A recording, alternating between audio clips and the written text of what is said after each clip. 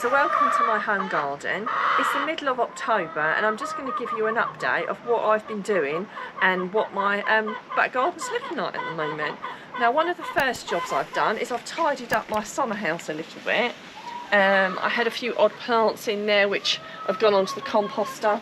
I went through all my onions and garlic that I had previously harvested throughout the year, and some of them were a little bit tatty and had gone a bit funny, so I sorted out all the ones that were okay and I've got them safely tucked on there, so I'm just eating what's there.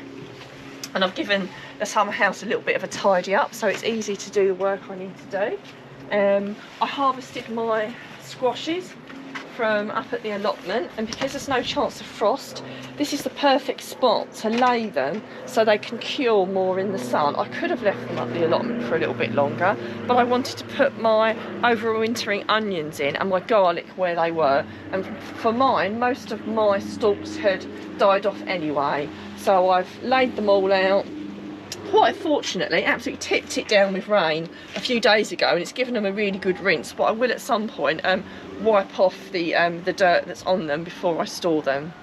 If you've not harvested your squashes and you're not sure what to do, we can put a link up there for you to watch how to harvest and store your squashes. But for the time being, this is the perfect spot for them, for the skins to cure, so they'll store really well over the winter, because at the moment there's no chance of frost here in Kent, so they're perfectly okay sitting there. If there was a chance of frost, I would bring them indoors to obviously protect them from that, but there's no risk of that at the moment. I don't know if any of you watched the video on the Subpod that I recently got, and that's doing really well. I've planted a few herbs around the outside and they're doing all well, apart from the basil, which I think it's just a little bit cold for basil, but the coriander, the chives, the thyme and the parsley are all doing really well there. Parsley over there, actually coriander over there.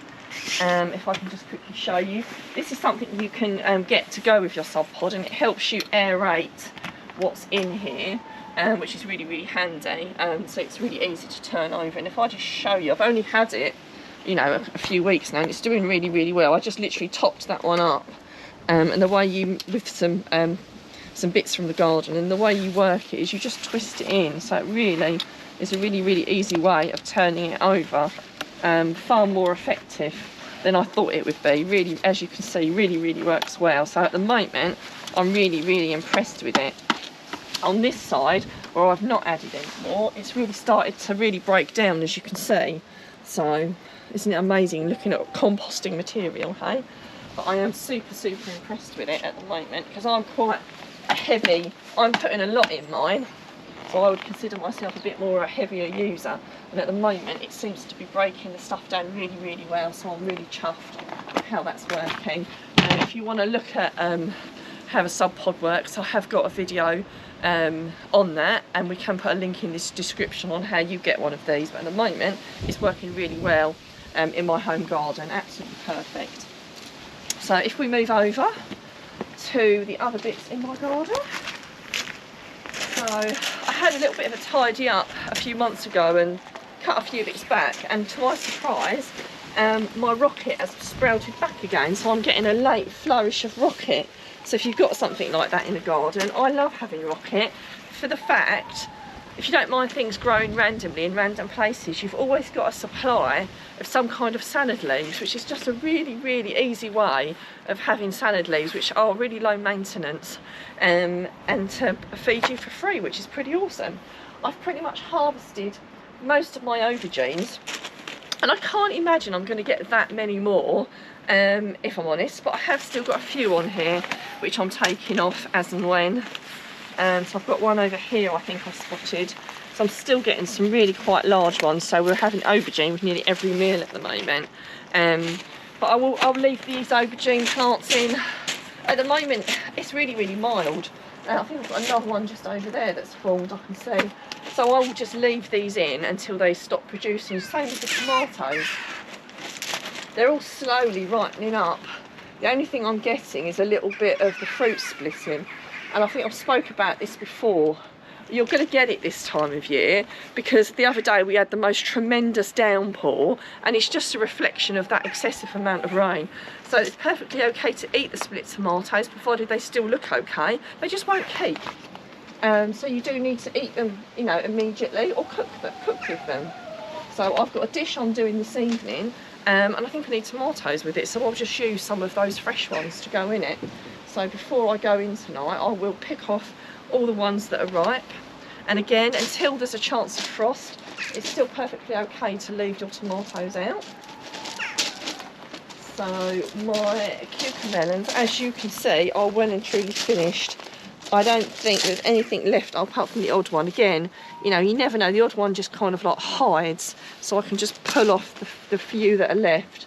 But this definitely isn't going to do much more, so I can safely, once I've pulled these last few ones off, I'll probably get rid of this now and compost this, put this on the composter. But I have still got a few on there, so I might as well pick them off before I do get rid of it. But I suspect the next time I do another video out in the back garden, this should be gone and in the composter. So as we move around, I've got a lovely selection of sweet peppers and chili peppers. So I'm going to be eating a couple of peppers. For some reason they're not ripening terribly quickly, so I'm probably just going to have to eat them green, which is fine. So I'm just going to take a couple of those off for dinner this evening. So there we go. Two will probably do me. And also some lovely chili peppers as well. So I've got more peppers there.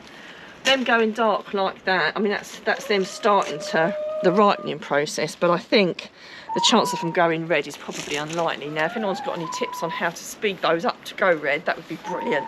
So that would be great if you could give me some comments about that. I've got several types of chilies here that are going really well, and I do really need to start getting these harvested off and either making something with them, freezing them, or dehydrating them. So I'm going to take one off to go with my dinner this evening, but I do need to see, as you can see here, I've got an absolutely fantastic amount of lovely banana chilies here, and these have all ripened up brilliantly, and these other chilies here, which again all beautifully ripened up, really lovely. And over here all the Alpachi ones, again I need to get these off and start doing something with them.